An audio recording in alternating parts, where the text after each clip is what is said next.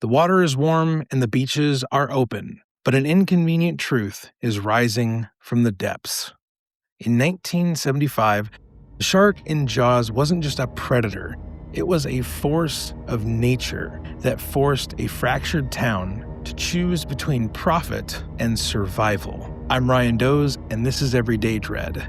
Today, we are heading out from Amity Island to discuss Jaws as a metaphor for climate change and the necessity for collective action around this global problem. Are we going to keep ignoring the tide, or are we finally going to build a bigger boat?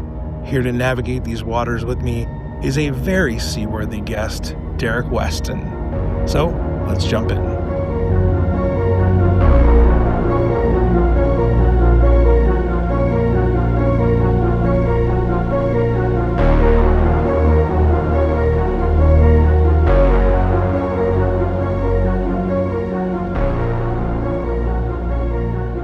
Okay, everybody, it's time to welcome in our guest. Derrick Weston is my guest to talk about Jaws today. We're going to be talking about man versus nature and dominion and all that kind of awesome, fun stuff that I'm sure can apply to our lives as individuals. But first, I want Derrick to tell you a little bit about himself, a little bit about his resume, and what he's bringing to this conversation. Yeah, thanks for having me. So I work at an organization called Creation Justice Ministries. We're a Christian organization that's helping people of faith to think about how we live in better relationship with God's creation. So I'm theologically trained, got an MDiv, all that good stuff. Used to be a pastor, found out I'm not good at it. Found out people kind of suck. So I probably shouldn't be doing this. So I started working with plants and animals instead. They've gotta be better, right? I think Jaws reinforces that. So Just a little bit. As Derrick and I were preparing for this conversation specifically, I did send him multiple messages. I'm just like, oh my gosh, keep forgetting how awesome this movie is. But then, as you said, the people kind of suck in this movie. So it's like, am I cheering for the shark in on this movie? am I on Jaws? I'm on Team Jaws, aren't I? Go, Bruce. Go get it. Derrick, I am really stoked for this conversation because we met each other at an event last fall of 2025, through a mutual friend of ours, Josh Patterson, Shout out to and Josh. we hit it off in I would like to say in a major way. We talked in that hallway forever. We were obstructing that hallway for a very long time. So, for those of you that have never gone to a theology beer camp, you've been to a conference, you've been to an event where there's a line of people, and if you're standing on the sides of this line, people are like, "Are you in this line? Are you?" We're like, "Nope, not in the line. You go through." And I was on one side of the hallway, Derek's on the other side of the hallway. We're just talking over the line. We hit it off. So many fun things to kind of just have shared passions over. And this is one of those movies that I feel like there's a lot of shared passion around. Now 50 plus years old, but is still so beloved, and it still Oh, keeps people out of the water. and it holds up so well. It's still so good. Truly does. I don't think this is one of those movies, especially in horror, the horror subgenres of creature, monster, animal, killer animal movies, where Jaws is kind of the standard, Yeah. and then any other shark movie that came after this is like, oh, it's lesser Jaws. Yeah, absolutely. That's Including the that sequels to director. Jaws. Like Jaws 4, The Revenge. Please, God, no. The shark Michael developed Caine, what were you telepathy. doing? Michael Caine, what were you doing? Michael, you're a fantastic actor. You didn't Sir, you Michael might have. Caine. It's a crazy franchise, but definitely a fantastic movie, and I'm Yes. gonna break down some of the details of the movie, plot summary, then we're gonna jump into our conversation with Derrick and how his work with environmental topics and themes and causes in more of the spiritual sense, how those can mesh together, and how Jaws is a good representation of things that we can take and use personally. But I want to ask you first, Derrick, how were you introduced to Jaws? How did Jaws come across uh, you growing up or as an adult? How did that happen? Oh man, Jaws has been one of my favorite movies for a long time. I mean, as a kid, like probably saw it way before I should have. And like just loved it. But what's funny is that I mean, because of like the age I was when the movies were released, I probably saw Jaws 3 first. If you remember correctly, Jaws, maybe you don't remember this, maybe you're not 46 years old like I am. Jaws 3 like it was actually Jaws 3D. Like it was at this time in the 80s when like 3D movies was like a big deal. And like you see it's a lot of shark coming at the screen. But I have and then like eventually it was kind of like so that actually like appealed to my little kid brain, like the whole Yeah. 3D thing. But then like actually as I went back and like watched two, then watched the first one, I'm like, "Oh, this is a much better movie." Like even as a little kid, I was like, oh, this is a much better movie. Like the shark attacking SeaWorld is fun, but like this is a much better movie. Shark attacking SeaWorld. That's what Jaws 3 is. It's Jaws attacking SeaWorld. Is that the one Like that Dennis Quaid is in? yes. Oh my god. Wow. With the image of young Derrick in the theater with 3D glasses, just being like, "This is never gonna get better." This is peak. This is peak. This is the height of entertainment. I think human ingenuity peaked with Jaws 3D. Oh my gosh. Oh man. Everybody, I'm just gonna give you a little bit of information here, and then we'll jump into our conversation, and we'll have a good time with that as well. Oz was released June 20th of 1975. It really was one of the first, if not the first, blockbuster, the summer blockbuster. It was famously directed by Steven Spielberg, stars Roy Scheider as Sheriff Martin Brody, Robert Shaw as Quint, the one of my personal favorites, Richard Dreyfuss as Matt Hooper, Lorraine Gary as Ellen Brody, and Murray Hamilton as Mayor Larry Vaughn. Here, in case you need it, here's a little bit of a summary of what happens in 1975. Jaws. When a young woman is killed by a shark while skinny dipping near the New England tourist town of Amity Island, Police Chief Martin Brody wants to close the beaches, but Mayor Larry Vaughn overrules him, fearing that the loss of tourist revenue will cripple the town. Ichthyologist Matt Hooper and grizzled ship captain Quint offer to help Brody capture the killer beast, and the trio engage in an epic battle of man versus nature. Now, so much work has been done with Jaws being a critique of different things, the shark representing the Cold War, different political distinctions, social class distinctions. But in your line of work, what can the shark represent when it comes to your work in the environmental sphere of church world and just the wider world? Yeah, I mean, to me, this is a movie about the uncontrollability of nature. I mean, you're dealing with like this creature that on one hand is completely awe-inspiring because as they make the point of like Jaws is not just a shark, it's a big shark and it's a fast shark and it's a strong shark. And like it almost feels like a mythical creature, but it's real. And you see at one point after the young woman gets killed at the beginning, you see Brody going through this book and he's like learning shark facts, and he's like, Yeah. like these creatures have been around for thousands of years, and he's just in absolute awe of it. But it's awe mixed with terror and fear. And I think it's one of those things when we have this like the uncontrollability of nature, and we get in this space and we're like, our brains just go like, how do we control this? How do we conquer it? How do we subdue it in some way when we have this thing that just feels like that makes us feel vulnerable? And I think that's the other piece of this is like we are so used to being top of the food chain. Everything else is for us to eat. Why on earth is there a thing that can eat us? Like what's the deal with that? That's not cool. And like it puts a whole lot of things in perspectives. Like there's something very humbling about sharks. And when you think about the ways in which people are kind of coming up against their own humanity, their own fragility, their own like smallness and vulnerability in the face of this awesome force of nature, there's just so much that you can learn and mine from them. There's man, God, I knew this. I knew this was going to hit, right off the bat. There is this unseen, unknowable shark, this monster.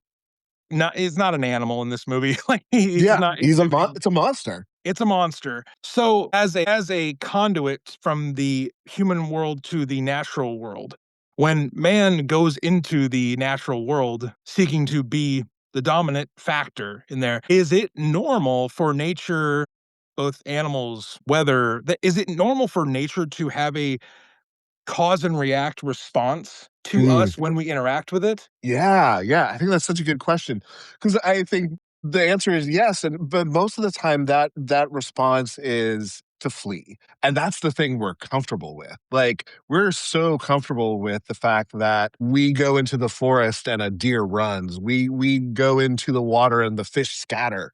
Like the fact that that there might be something in nature that like we push and it pushes back. That's the thing where like something like Jaws it becomes like so much more again this humbling small thing. And like one of the things that I couldn't help but think of as I was watching this again, like I'm pretty sure this is the first time I've watched this since COVID. Like Oh, so okay. so thinking about something like a virus, right? Where we like absolutely it has our number and like like it's almost the reverse of Jaws. It's so small, it's so like microscopic that like Right. it's able to do the damage on the inside and like we don't have a whole lot of control over it. And therefore all of our responses are fear responses. That's the thing that happens here is like everyone's response to this is based out of fear. And it's what happens when we go into these natural settings and all of a sudden nature's not doing what we want it to do. It's fear. Yeah, like the three men that go off on this journey in the latter half of the movie, they have to constantly keep reinventing ways to deal with this uncontrollable force of nature. So it Yeah. almost shows their ingenuity and their teamwork of how to conquer this obstacle, but it also shows nature's ability to reinvent itself to Yes. counteract. So I just find that like that chess match so fun to watch play out. And it raised a question for me that is the shark the antagonist? Is it a predator or a protector? What is its role in the movie through your eyes, Derek? Oh, that's such a hard question because I mean, again, because the people in the movie are by and large jerks. Maybe the shark's maybe the shark's the protagonist. But i- it's not as cut and dry as I mean the shark is definitely set up to be this is the antagonist of the film, right? Yes. It's definitely set up to be like this is the monster, this is the villain, however you want to understand it. But at the same time, you have Richard Dreyfuss's character, you have Hooper saying, this is an animal doing what animals do, right? Like this is not someone acting out of malevolence. This is not someone acting out of ill will. This is a animal that has found a feeding ground and you idiots keep feeding it. So like it's on one hand the humans are against each other in this Right. like in some ways the shark is just context. Like it's almost like yeah, I mean in some ways the shark is it's like a blizzard in the day after tomorrow. It's less Yeah. about the shark being something with its own agency. I mean it has the context is shark infested waters in which these humans then do these very stupid but very human things. The history of humanity is us continuously doing stupid things we probably shouldn't do. I love setting up the shark not as this clearly motivated, clearly purposeful antagonist so much as what you were saying is he's more setting, he is context. Yeah. So it it is even more apparent to me that we set up this other character that our human characters cannot negotiate with. They can negotiate with each other and they can banter and go back and forth with each other. They cannot negotiate with this uncontrollable force of nature.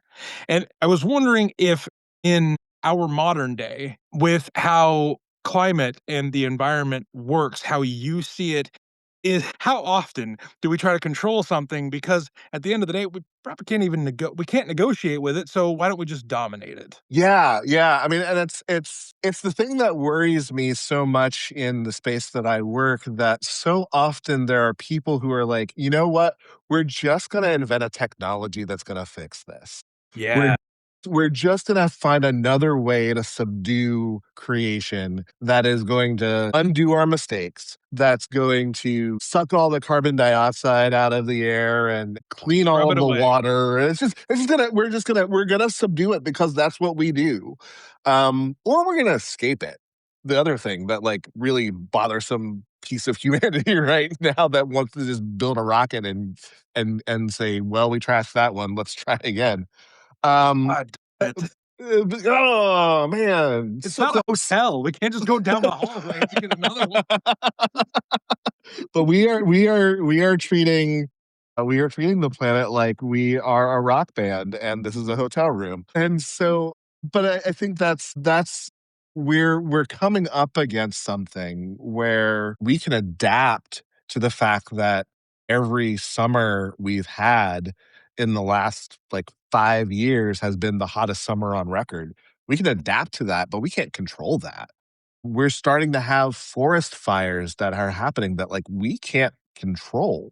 We're starting to have hurricanes happening that we can't control. And what's scary is that we're not doing the things that we can control to kind of mitigate these things and recognize that we have in why some of these things are happening. So if I'm hearing you correctly, we're beyond the stage where we can just invent a thing to dominate nature further because clearly it went so well the other time. But we're not past that stage of adaptation to what is happening. I think I would say, yeah, I would agree with how you said that. Like I think I worry, and maybe we will create some great piece of technology, but I really worry then like what will we have learned if we create some piece of technology that just sweeps all of our mistakes under the rug. Mhm. I think that would be the worst thing that could happen to us right now.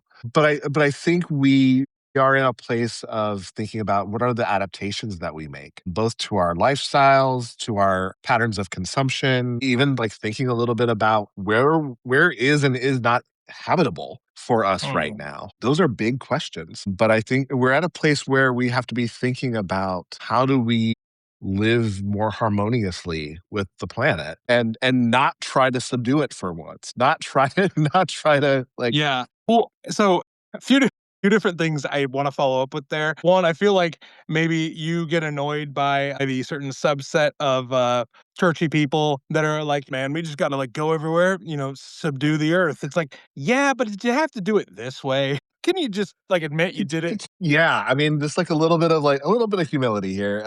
We could be, even if that's how you interpret that, we could be subduing better. Yeah, yeah. If we're gonna do the worst thing, we can do it in a better way, We maybe. could I do don't it know. better.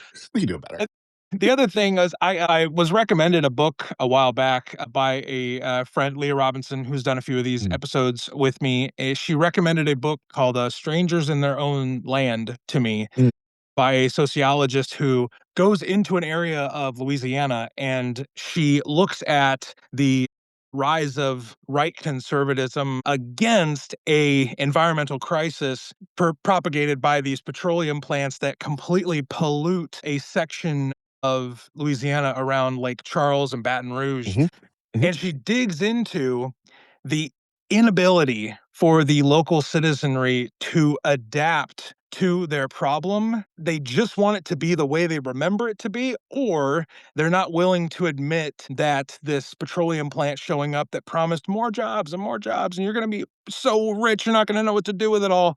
She really hones in on this thing where they're not willing to adapt to it.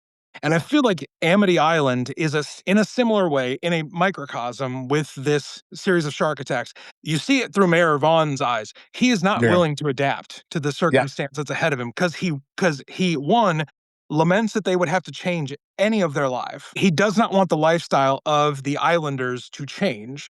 So he just pretends like it doesn't have to. Yeah. How often do you run into that kind of a mindset when you're in churches doing organizational work where people may know that if they made a change, it would make a difference, but there's that unwillingness to adapt to a clear and present problem? Yeah, so often you see it of like there's all of these adaptations that we could make, but like it would inconvenience us to change. It would go against what we're used to change. But here's the other thing that I'm going to make a connection here. Here's the other Yep. thing that I think has really jumped out at me watching the film this time in a way that it hadn't before. The whole setting of this is July 4th. Yeah. So, like, there's also a piece of this that, like, adjusting anything at this point would be un-American. It would be Oh. unpatriotic. Like, Americans don't do that. Like, and there is something about, like, this kind of conservative mindset when you're talking about Cancer Alley in Louisiana. America is built on fossil fuels, and America needs to be the leader in fossil fuels. And fossil fuel, like to change that narrative, we need to bring back coal. All of those things, like to pivot away from that. Well, we'd be like Europe. Like, ugh, no, gosh, no, oh God, no. Heaven forbid we I have wouldn't think healthcare, it. healthcare, and higher standards of living. No, no, there's something, and I think we have to talk about the ways that the church has really conflated being Christian with being American, and an unhealthy expression of Christianity has merged with an unhealthy patriotism. And like, there's something that happens in this movie that is like this stubbornness to like not change, and it's around the 4th of July, and like I don't know why that hit me. It hit Yeah. different watching it this time. I was like, wow, that's the most American thing ever. Like, I'm gonna let my kid get eaten by a shark so that we can celebrate the 4th of July. I I do love that Mayor Vaughn, at one point he does say, he's like, "Well, we can't change that. Tomorrow's the 4th of July." It's like, so you're willing to, and maybe I'm over philosophizing this. His using that as justification to not change and to not address a danger, like what, like what you were saying, to change that would be unpatriotic of us. It's like, Yeah, hey, can we just admit, like throughout the 250 years that we've existed as a country, change is something we find very difficult, and it's a yeah, long road to change. yeah. So again, I feel like the people of Amity Island are a microcosm, and the shark attack sequence is a smaller playing out of this inability to, one, take responsibility for the changes we could make, and Right. that lack of adaptation to respond with. I just want to focus on Mayor Vaughn real quick because Mhm. he is a very interesting character in this. So interesting. So I read a few different character profiles of him where certain authors were trying to make the case for him that he's not a direct antagonist, and he's also not this, like, I'm just the poster boy for the town and I have to just stand up. He's put in a no-win situation where the fault for not having a good tourist season, which is what this island's economy is based on, he is put between that, the rock, and then the hard place of a public safety emergency. Mm. At what point, Derek, is this man criminally negligent for allowing chancing people's mortal health and safety and all that for the potential of having this 4th of July economic boom that he can take credit for? Yeah, what you're saying is a very generous reading of really, really generous. He's the villain from the door. It's clear, it's obvious from the beginning that the coroner has given Brody one explanation of what happened to the woman who's killed in the beginning, and that the pressure from the mayor has made the coroner change the diagnosis of what happened. He's like immediately the villain. And like, yes, he has pressures on. He clearly has this like group of old people who are telling him we got to keep businesses open. But like, there is not an ounce of moral courage in him until, I mean, the one moment where there's finally some courage for him is like at that point where he's like, my kid was on the beach too. And like, then he kind of becomes a human. And even like, I just want a quick counterpoint with that. I don't even think that line absolves him in the slightest. Not at Because all. all he's proving is he put his own family in danger there. It Yes. just proves to me that you're a bad dad. You're a bad husband. You're a bad father. It's like, well, my kids were out there too. And I just want Look, Roy Scheider to turn to him and be like, you're kind of a jerk, man. Very generous with that. Trying to like, convince that other man and his family to go in. he's like, hey man, get into the water. Like, I mean, come on, fine. come on. It's fine. The odds that another shark attack would, oh, it's happening right now. You mean, oh, okay. So they attack in the same space. Oh, okay. Okay, cool. Everything Cool, Hooper cool. said would happen what's happening right now. Okay, Oh, okay. cool. Yeah. All right. Great.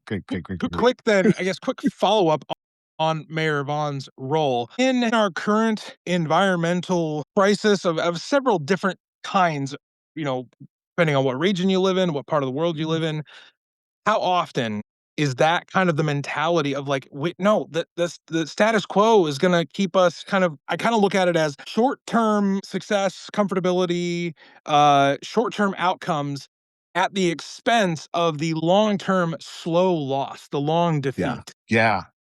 I mean, and that's exactly what we're seeing is that so often it's the acquiescence to the fossil fuel companies. It's the acquiescence to the automobile industry. It's the acquiescence to agricultural industry. I mean, just like how much of our climate crisis is about the ways in which it is convenient for us to get food with an industrial agricultural system. Like, so much of this is about uh, a lot of it's about money.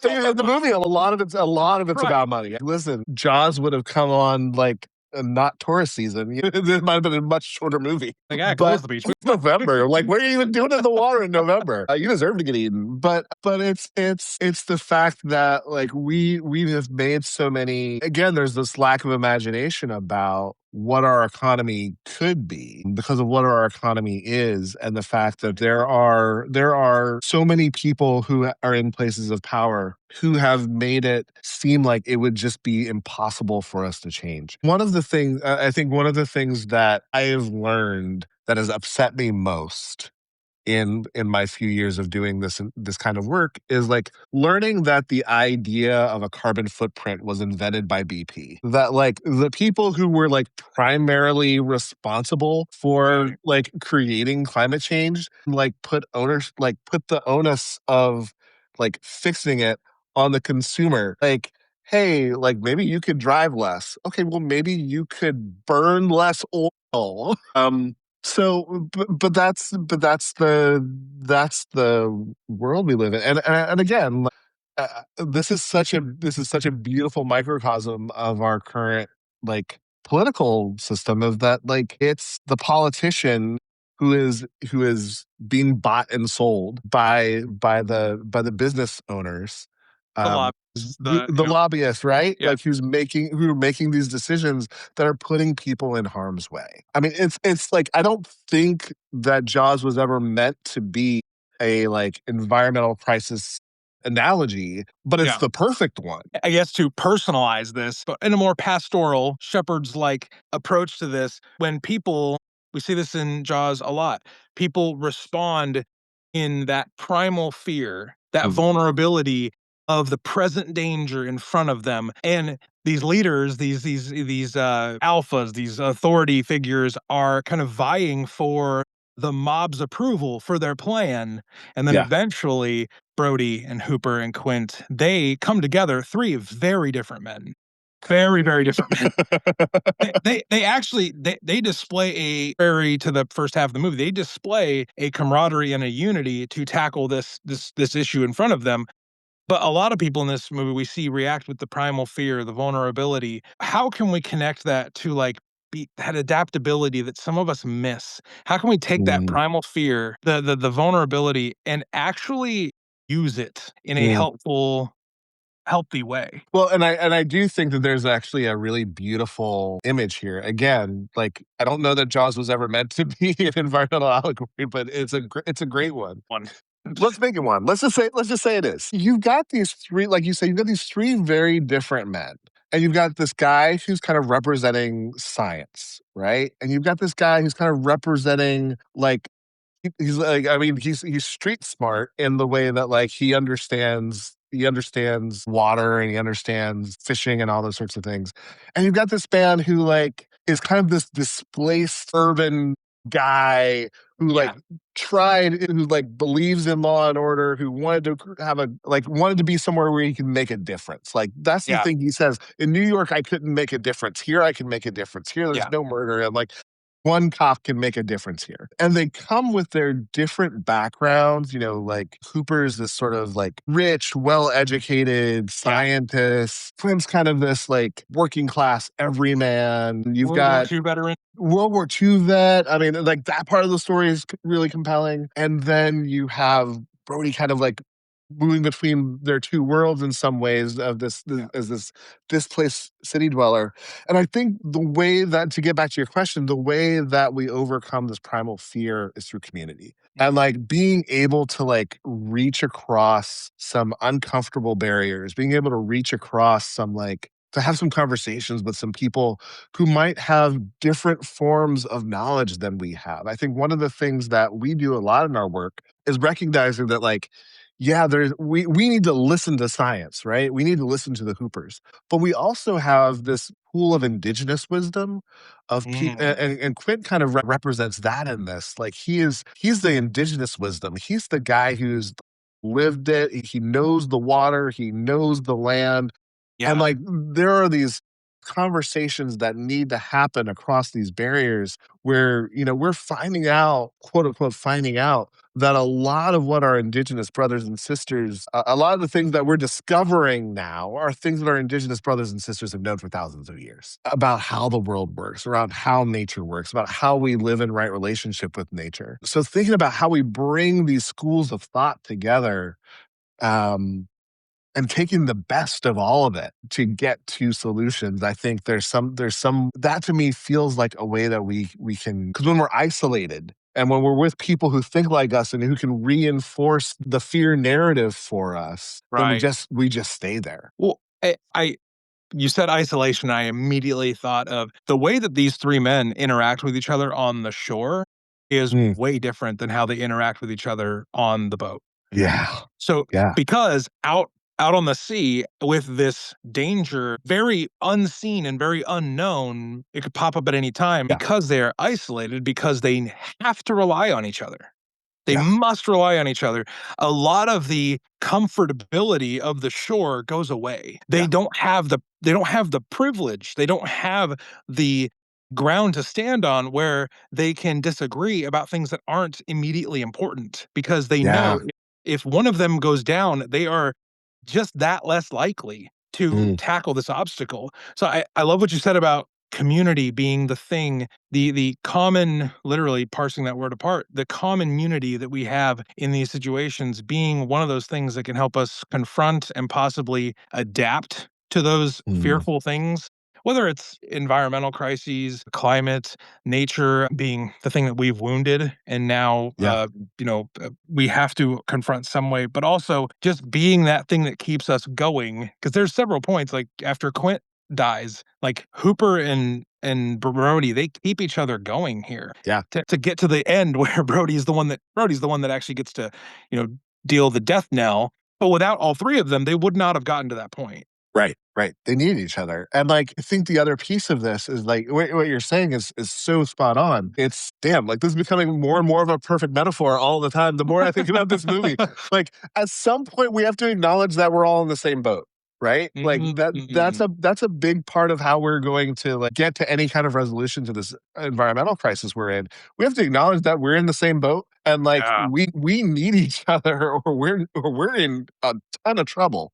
And we gotta bring the best out of each other. You know, we gotta bring the best of all of our the street smarts, the indigenous wisdom, the scientific knowledge, but also the humor, right? The like the scene around the table where they're comparing their spoons, and like they're clearly plastered, and like then they start singing, and we need that too, right? Yes. Like we need that too. We need that Yes. the because it can't just be a fight from the feeling of doom. Like there's got to be joy in it. There's got to be joy in the fight. There's got to be joy in the resistance. There's got to be joy in the like. It can't all be about like the things we have to sacrifice.